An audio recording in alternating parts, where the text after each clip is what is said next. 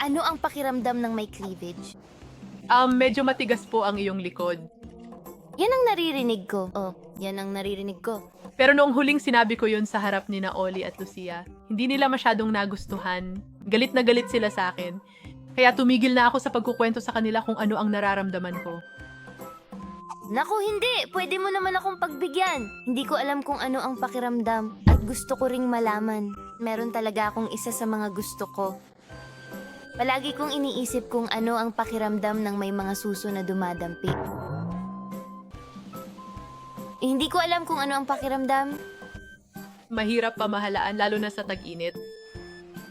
pero hindi ba't ang sarap tingnan?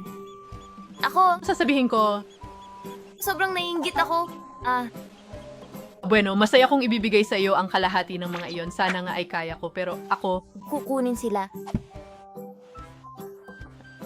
lalaki. Mahirap siguro sa mga ganyang damit kasi Oo, wala talagang bagay na magkakasya. Tama.